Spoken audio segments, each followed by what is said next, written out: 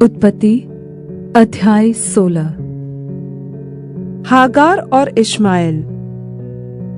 Abram की पत्नी साराई के कोई संतान न थी और उसके हागार नाम की एक मिस्री दासी थी।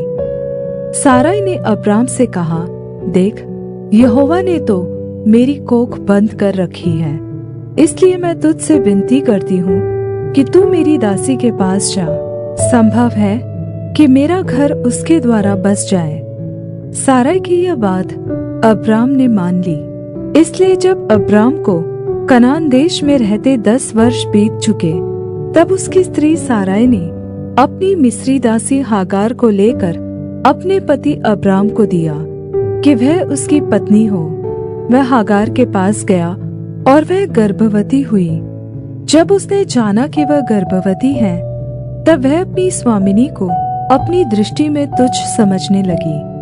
तब साराई ने अब्राम से कहा, जो मुझ पर उपद्रव हुआ वह तेरे ही सिर पर हो।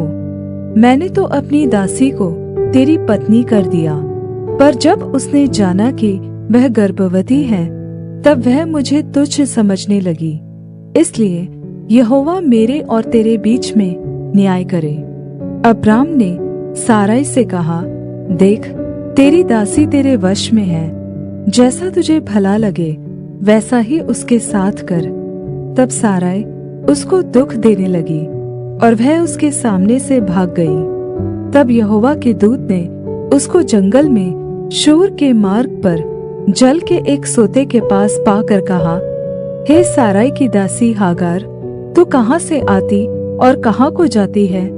उसने कहा, मैं अपनी स्वामिनी साराई के सामने से भाग आई हूँ। यहोवा के दूत ने उससे कहा, अपनी स्वामिनी के पास लौट जा और उसके वश में रह। और यहोवा के दूत ने उससे कहा, मैं तेरे वंश को बहुत बढ़ाऊंगा, यहाँ तक कि बहुतायत के कारण उसकी गिनती न हो सकेगी।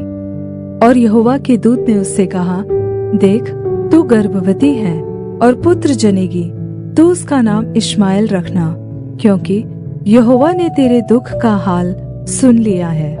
और वह मनुष्य जंगली गधे के समान होगा। उसका हाथ सबके विरुद्ध उठेगा और सबके हाथ उसके विरुद्ध उठेंगे, और वह अपने सब भाई बंधुओं के मध्य में बसा रहेगा।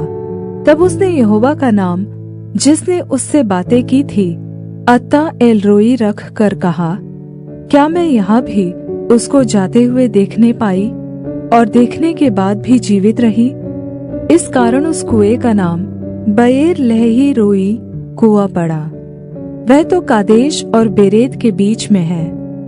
हागार को अब्राम के द्वारा एक पुत्र हुआ, और अब्राम ने अपने पुत्र का नाम, जिसे हागार ने जन्म दिया था, इश्माएल रखा।